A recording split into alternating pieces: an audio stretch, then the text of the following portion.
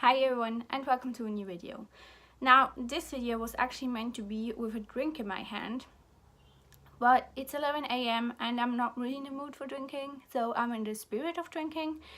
If you'd like to grab a drink or a hot beverage or a snack or grab nothing and just listen, that's fine. This video is sort of inspired by the idea of a Q&A, but a little bit different. I went on Twitter and asked you to send me in prompts I could answer, and that's what we are going to do today. I will be linking everyone who has sent in a prompt in the description box, so check that out as well. Now the first prompt that has been sent to me was sent by Anna over at Anna Reads. And she said, talk about your least favorite character from your favorite book. Now I thought a while about that, because my go-to favorite book is Agnes by Peter Stamm, and I don't really hate any of the characters. They are certainly messed up in some cases, two of them that they are, but I love them, and I really don't not enjoy reading about any of the two, and I really like them and I never got frustrated with them. But then I remember, then it dawned on me that just how much I actually dislike Faust. Now I know you're like really surprised by it, but I just don't like his actions.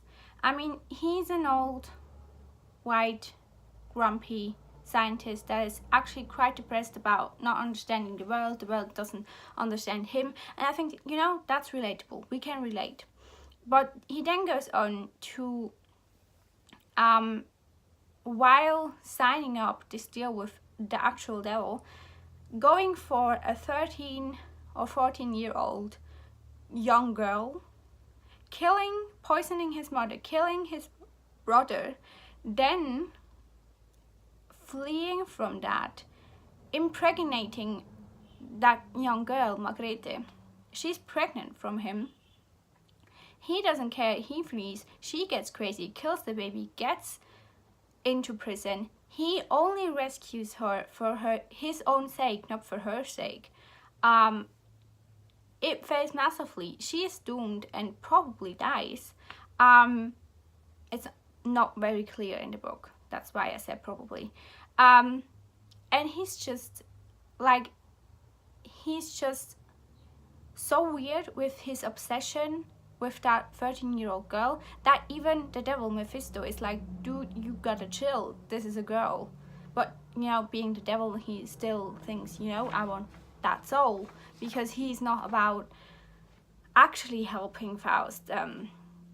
He just wants to prove himself to God that he can actually turn people around. So, you know, he's like, okay, well, go with it. But even he is hesitant, so that tells you a lot, and I'm just annoyed about that. Like, the book deals well with it, with like saying that it's not a correct behavior. Still, you know, I don't like it. Or I don't like Faust. Like the character, not the book. Then the next question is from Rocky over at Blunt with a Book, and she sent me the prompt: books you're looking forward to, either that are coming out soon or that you have already bought and haven't read yet. So I will be doing a separate videos on books I have and I'm excited about. So for this question or prompt, I went with one of my most anticipated releases, and that's Period Power by Nadya Okomoto, I think. Okomoto, sorry. And the subtitle is something along the lines of the manifesto for the menstrual movement. So it talks about, as the title suggests, about the stigma surrounding periods, why we don't really talk about it, why we should talk about it, stuff like that. And if you know me, you know that I'm all on that. Like, I really want to talk about those things a lot. That's just me. I'm not uncomfortable with talking about it. I'm fine with it. So I'm really excited for that book. And I'm also excited for that book because it's going to be very fun seeing people holding the book up and saying how important it is to talk about periods while getting increasingly more uncomfortable talking about periods. So that's just going to be very fun to watch. That's why I'm also looking forward to that book. Then the next prompt is, I wanted to say question and prompt in one word, so prompt is by Matthew over at MCS Books, and he rocked it and just gave me the prompt magic, which is exactly what I was looking for. So magic to me is when I'm walking on this small street in Italy between like this gaming Arcadia hall, which is quite busy, but you don't really, sense it, because on the right you have the ocean as well. So you mostly focus on the ocean and the seaside, and people walking on there, and you focus on that, and you can smell the ocean, you can hear it. So you're walking past the street and you're looking at the restaurants that come, and you smell the food and you see the food and you see people enjoying it. And then you pass the restaurant you always go to for lunch, so you wave at those people because they have become friends over the years, and you're feeling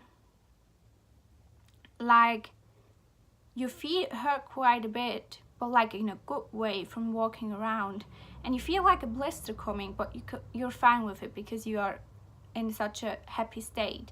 And then you look up and you see the sky and the lights from the hotels, and you just take a moment, and then you look at the hotel and I see my mom and my friends waiting there, and then you just realize, well, okay, that's home, and that moment of realization while walking the street with all that different senses, that to me is magic. And like generally speaking, just that moment, if you read a book, see a person, watch a movie, see an object, whatever, that you feel like, okay, wow, that's it. That's exactly it. That's magic. So we will move on before I start crying. Celia asked, funny enough, she asked, it's always fun to hear about books someone despises. Like the nicest person ever wants me to talk about books I despise. Now, I'm not really someone who has books she's passionately hating, because I think that mainly is because I really know what I will enjoy, and I tend to be successful in picking that up. But I still have 3 to talk about. The first one is Our Numbered Days by some dude called Neil Hilborn, and it's a poetry collection, and I don't like it. It's just jerky douchebag guy whining about his privileged position. It's not good. I did not enjoy it. I did not connect with it whatsoever. So yeah, no, that is really something that if you talk to me about it, I really get pissy. Then there's also a German book called Der Tag, an dem meine Frau, einen Mann fand, or something like that, by Sibylle Berg, which loosely can be translated into The Day My Wife Found a Man, which basically is what it is about. It's about a couple who is married for such a long time, and like the passion is slowly fading, and that sounds like a story I will enjoy. And it's sort of dealing with the question, or supposed to be dealing with the question of, do you need sex in a relationship to have the relationship be a healthy or like functioning one? And it deals with that by sending them on vacation. They're super depressed there. She goes on to get a massage, falls heavily for the guy who did the massage, hunts him down, starts an affair with him, constantly bangs around without the husband knowing, has to then go home. The husband is already home because she just stayed there just for this affair. She goes then home, misses that guy so much that she calls him back to live with her husband and her. Her husband is apparently just having to deal with that. They are banging around constantly. The husband is just there and takes it. And she then realizes, oh, actually, the magic that used to be there when we were on vacation is no longer really there. And he just sits on the sofa and drinks beer when they are not banging around. And then, like, she starts to get sad and wants to end the affair, not for the husband's case, but like for her own case, because she just got bored again and saw the actual reality, not just a dream that doesn't exist outside of that vacation mood setting, because he's basically just like the typical player. So then something happens to the husband, and that's like the turning point, and they get back together but are still just as messed up as they are before, and they're just together because the husband almost died. So that's super annoying. And to give the obvious one out as well, I really don't get Milk and Honey. I don't get it. I can see a personal merit in it. I can see what it did to modern poetry, but even that, I'm a bit like not so sure about its actual influence on the poetry thing. So yeah, I don't get it, and I don't want to pretend I get it. So those are my 3 books I don't like. Now, Claudia asked me favorite books set in Switzerland. Now, the classic is of course Heidi, and it's also my classic and probably my favorite book set in Switzerland. Not only because it really describes this world well, but also that it deals with childhood, with the people of Switzerland, with perks of them, with what it means and how beautiful it is, but also like some other things, and it really works well, and I will definitely be doing something on this book sometime. The next 2 ones are crime fictions. The first one is The Pledge by Friedrich Dürrenmatt, a really heavy and depressing crime fiction, as it deals with, as the title says, this investigator that once this murder of a little girl happens, he then goes on and promises the mother to be able to solve the crime and find the murder of this child, which brings him into a situation that gets increasingly depressing for him, because it gets increasingly more difficult to find the one who did the crime, who committed the murder. So that's great. It's a very great psychological sort of look at everyone involved in a crime. So yeah, and it really adds, like the Swiss part adds to the atmosphere. The other crime fiction is Thumbprint, or Wachmeister Studer in original, and this is your typical like investigation story, but the thing is, and why it is one of my favorites specifically set in Switzerland, is because it's just a clear depiction of a Swiss small town, especially in the time it was written in.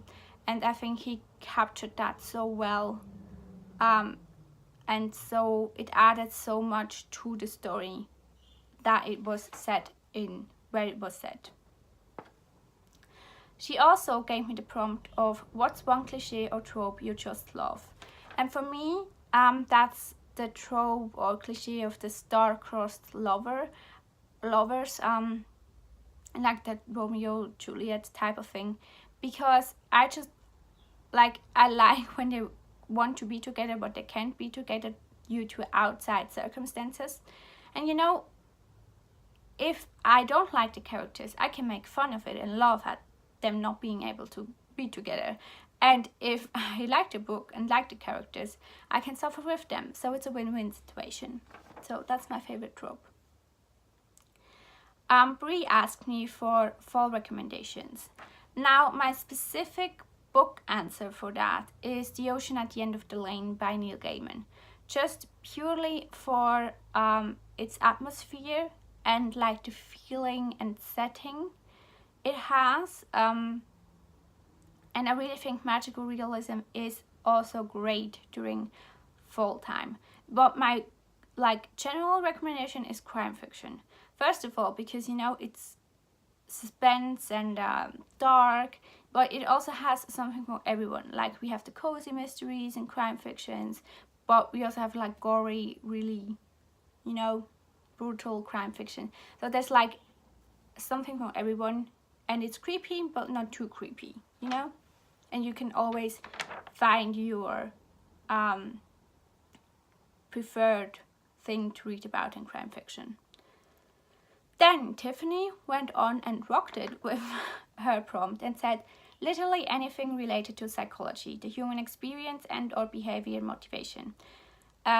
She also said, for example, based on a video I recently uploaded, you could talk about the importance of sad books and why they should be published. Now, first of all, on to psychology. It's one of the big things I like to read about, learn about. I'm super fascinated. And let's be honest, I could be a very great psychologist or psychiatrist. I can see right through the fact that your childhood really messed you up and that your past relationship messed you up so much that you're still in love with that person, but you can't be together with them. But now you don't want to commit to anyone and you have massive commitment issues and you pretend that you just want to mess around while actually just wanting someone who loves you. So I see right through that, right? So I could be a fantastic psychologist. Now I actually really think I planned to go that direction, but don't always go for something just because you think you're interested in that. You can always learn that on your own, not to study and work on it. You always have to possibly find what you're passionate about to work for. So yeah, that's my take on that. Also, I wanted to say that I'm a massive, Freud fangirl, and I know he's controversial, and I know a lot of people don't like him, and a lot of people in the psychology circle think he's like outdated and overrated. I love his texts. I can look critically at them and him as a person, but I really think he has more value than what we think he has right now. But I also wanted to point out that his daughter, Anna Freud, also wrote books and texts. So go give her a look. I have here the Penguin Classics of her selected writings. So go check her out. And about the questions about sad books and why I think they should be published.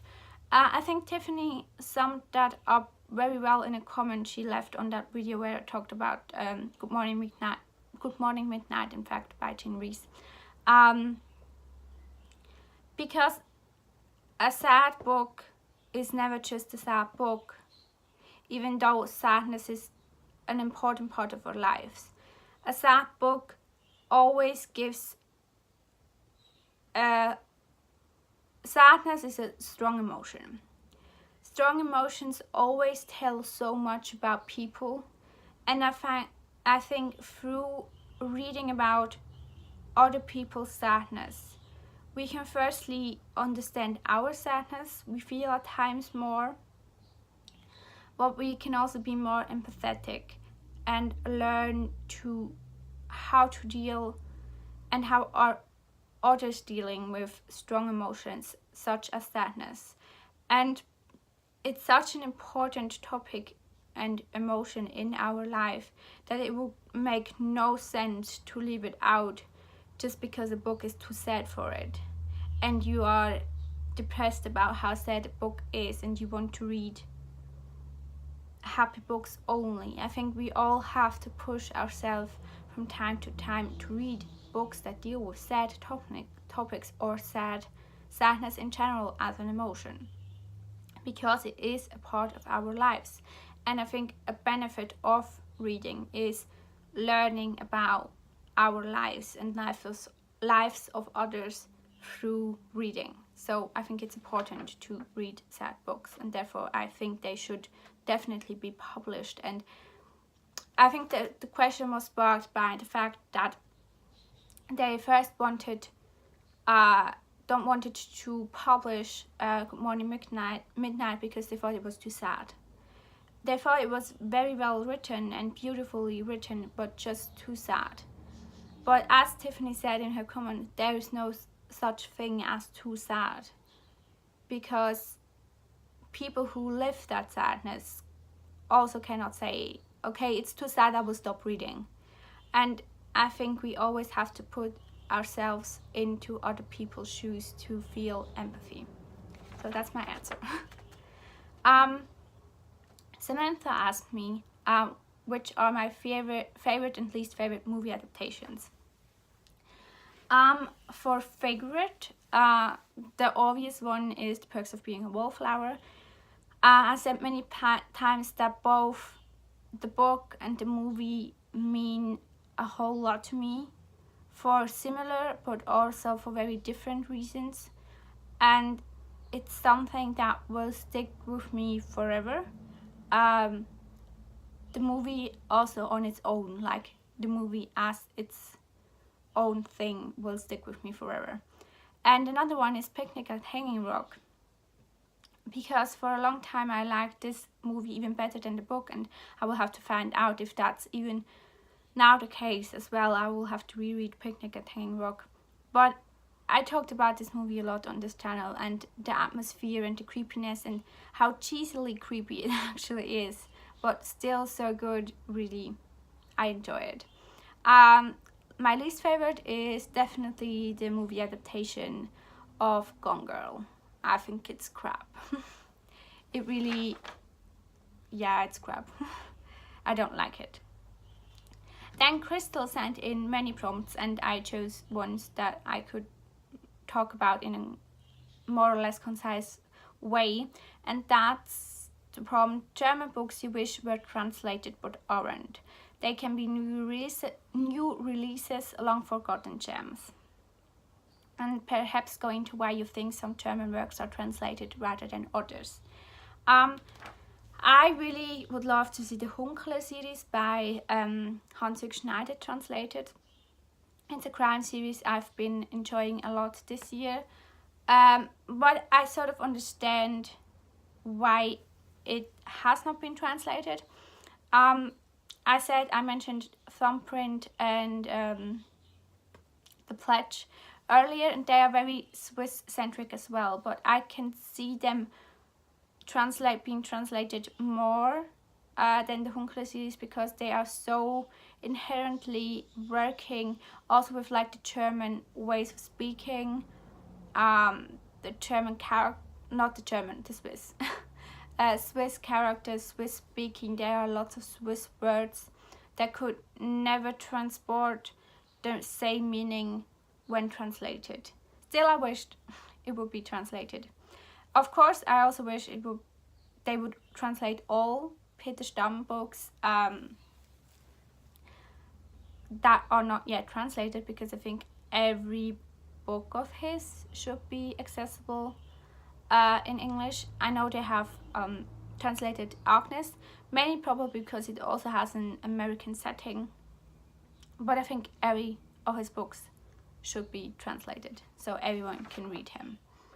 I would also love that Theodor Fontane's books would be translated. I know If You Pleased and one other were translated, but I would love to see his other works translated. And mostly his poetry. I would love to have his poetry translated, because he wrote one of my favorite poems, and I would like to share it with others as well. With him, I think If He Breathes is just his most famous one, and his others are not too famous really, even here in that circle.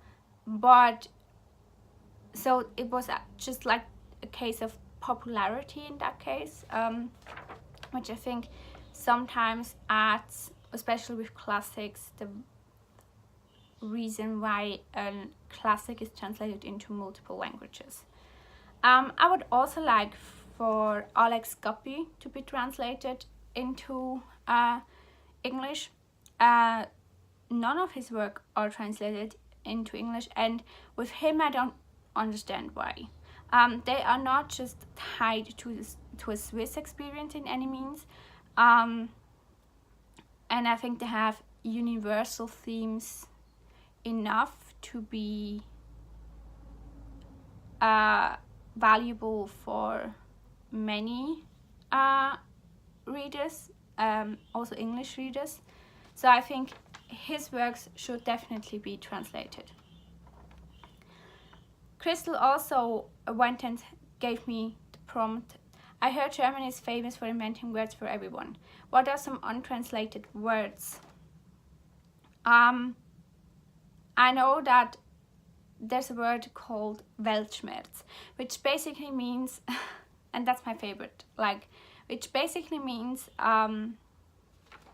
you know, that the world is failing at you and will continue to fail, and that the world doesn't understand you and you don't understand the world. And I think that's such a mood right now, that we think the world fails us. So that's one I'm going with for that question. Okay, sorry for the cut. I had to cough and you really didn't want to see that. I also wanted to answer the last prompt Crystal gave me, and that's Schiller or Goethe. And definitely Goethe. I'm a Goethe fangirl, and I'm probably biased because I don't really have read too much Schiller. I have read some, but probably not enough to fairly judge it. But I'm a Goethe fangirl, so I have to say Goethe for that question. So then the ladies, I don't know who sent in the prompts, but over at the restricted section, Megan and Sue asked me favorite shades of lipstick, and I was so happy about that question, so I grabbed some of my favorites, and here we go. Like my go-to lipstick, it's more like a lip cream or something, is this one. Do I have got to go full beauty guru here? Okay, it's this one. It's the Manhattan Soft Matte Lip Cream in shade 45H. And it's like that. How do they do that? Like that red one? I can do swatches, but I will not. It's a dark red, and that's like my go-to red if I ever need a red. Then I have this stick or something, crayon. It's from the brand Golden Rose, a matte lipstick crayon with the shade 10. And it's just this,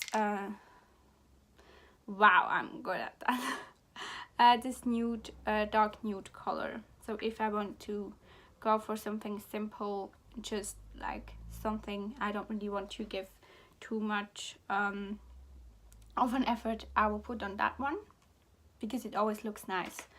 Then I have this one, and that's an Urban Decay in the shade Twitch. It's a very light purple color. I also have sentimental reasons because I bought this on my trip to Berlin, so that's that. But I always love, that's my go-to for a bit more colorful lipsticks. And the one I'm wearing now is actually a favorite as well, and that's a MAC one with that beautiful packaging. It's this darker pinkish, violet-ish, dark pink stuff. And oh gosh, almost ruined it. I'm not good with describing shades. And it's the a satin lipstick in CC Me. It's the color, so that's one. And also, like, pro tip, I use this how do they say that, instant light lip perfecting base. So it's just like a base, like it's a, you know, to put on before you put the lipstick on, and it really lasts longer, it looks nicer. Mine is by Clarence or something like that. So I use that to like help me get more color out, make the lips more even, and for it to last longer. Then they also asked favorite places, or sent me the prompt, favorite places to read. Like my favorite one is obviously the little library we have, and I also like to read in bed. That's always good. And in summer I like to read outside, because I so often cannot really focus on the book, but I also like to read outside in our garden. Then they went and said artists or authors that inspire you. Now let's get into that. An artist that inspires me is Frida Kahlo. Obviously her paintings are amazing, but like the personality and what she's been through, and still how creative she was with her paintings, really inspires me to be creative no matter what, which I will get into later with another person. A writer that you can say it's a writer, she's also a philosopher, you know what's coming. But she's also a writer, and that's Hannah Arendt, and she just inspires me almost daily to think more critically about anything, really. So yeah, she's definitely one that inspires me a lot. A writer that inspires me a lot, and it's going to get said now, is Emily Dickinson. Now she, or it might have been Rilke, but I think it's Emily Dickinson. She was the first poet I really got into, like really into, when I was in my teenage years. And I was not in a good place at that point. And if you know her poetry, you know that she always was not in a good place as well. A lot of the times, her poems are have a very deep and often sad, but also uplifting at times tone to it, a very melancholic tone to it. And that's what I went for in my first poems, and I get like, I'm basically having goosebumps thinking back at that time, because her poems really helped me still believing somewhat in what I do. You know what I mean? It's still, I know if she did produce so many amazing poems while having to struggle with what she had to struggle with, I could have done it as well. And I always went back to her poems to get inspired, not just to write, but basically just to live. And not in a depressing way, but just to give life a meaning again. So yeah, before it gets too depressing, we will move on to the next person, and that's Claude Monet. I chose Claude Monet because he just has been around me ever since I was a little girl. I remember flipping through a children's picture book all about Claude Monet, and yeah, he's just been around constantly and has been a source of inspiration for me ever since I was introduced to him. And another artist, you can call her an artist, is a photographer. She's a photographer, and that's Annie Leibovitz, or Leibovitz if you would like to pronounce it that way. Annie Leibovitz is she just inspires me as a person, as well as in her photographs and her practices and what she wants to show. That just really inspires me, and I want to do the same. So yeah, that's why I chose her as well. Yeah, I have to cut for a second because I'm coughing again. Give me a moment. So okay, we're back. Sorry, I'm fine. Like, I'm not sick or anything. I just, if I talk a lot, I have to cough. It's still from back when I had this massive cold. Don't worry, I'm fine. So yeah, those were the artists that inspire me, and the authors. Mark also sent in some prompts, and the first prompt he sent in is Italian food. And the only thing I'm going to say about that is that Italian food is like Italian men. Probably actually from heaven or paradise or whatever. But dangerous if you get too much. So that's all I'm going to say. That's something I said on the internet. He also gave me the prompt of your favorite artworks. And I cannot for the life of me answer that question. Not at all. I'm struggling to name favorite artists. And if I have a favorite artist, I love everything he put out. So that's not going to happen.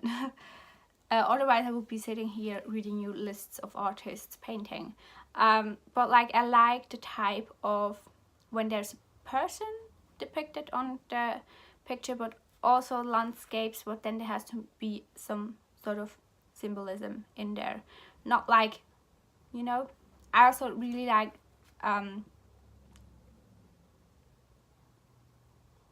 objects with a certain symbol depicted. So yeah, those type. He also said Shakespeare because it's apparently ShakeCube time here on BookTube, so go check that out on your search bar. I also brought my little Shakespeare owl. I think he's really cute. I got it from Italy. My story with Shakespeare is like that. Like, I was always aware of him and always was like, he's a good one. But then I went on an exchange week for like a week, obviously, to Germany, Dresden, and we visited a stage play of Hamlet, a performance of Hamlet, and it was borderlining on the experimental. And there's one scene where like this dude went on and took a shit. So you could see that, like, he was naked and he took a shit and he was reading his newspaper and you were witnessing that. And then he stood up and like his, you know, it was involved, everything was involved. You know, you had it right in front of you. And I, like, everyone was so, like, you know, a bit weirded out, and I was like, yes, bravo. Like, you know, the performance, not just the toilet scene. I swear, not just the toilet scene. But like, I really, really loved that performance. And everyone was like, well, that was weird. And I was like, I loved it. I was like super pretentious about it. So that was my first exposure to Shakespeare. I think I was 17 at that time, I think. So yeah, that was my first exposure, and then I went on and read more and more about him and from him. So that's my little Shakespeare story right there. Debbie also said, books that you find yourself quoting from all the time, especially if you don't like the book. Now, I mainly quote Faust and The Great Gatsby, and I really love those books. You know, But I also find myself fake quoting Milk and Honey a lot, which is a book I don't like, as we settled. You know, like I go and I see something like really stupid as a tweet or something, and I go like, oh, that sounds like a quote that could be from Milk and Honey. Well, I mainly quote Faust and The Great Gatsby, and I love those books. But like, I like to make fun of poetry that is written like that a lot. Yeah, so sorry about that. Blake then sent me the prompt. A book you know is amazing and well written, but you just can't get into it. That to me is The Man Without Quantities by Robert Musil. I know I will love it. I know I will enjoy it, but it's massive, it's complicated. So I'm a little bit intimidated, but I really, really want to get to it. But I can't because it's massive and like really complicated, and I don't have the time, I say to myself, but actually it's just I don't want to commit the time to it because I'm scared. So there's that. And the last one is by Elizabeth, and that's books you read at the wrong time or books you have changed your mind about. Now, what I'm going to say, stay with me for a second. I believe that I've read Harry Potter at the wrong time. Now, I love Harry Potter, like with all of my heart. But I've only read it in 2015.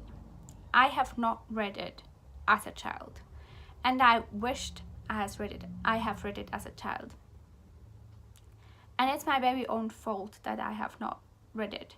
Because like my mom always said, no, don't you want to read Harry Potter? And I was like, no, everyone else is reading it and I want to read it. It sounds silly. So I have not read it yet as a child. I have only read it in 2015, not too long ago. And now I'm crazy obsessed with it. So there's that. And for books I have changed my mind about, like the one thing specifically that came to mind is like the Anne and French Kiss series by Stephanie Perkins. I just like, there's some messed up stuff in there, some just weird aspects. I think it's silly, but like back in the day I enjoyed it immensely, but like right now I just think it's silly and really just not getting a great message across. So I definitely changed my mind on that. So yeah, those were all the prompts. Sorry for the coughing breaks.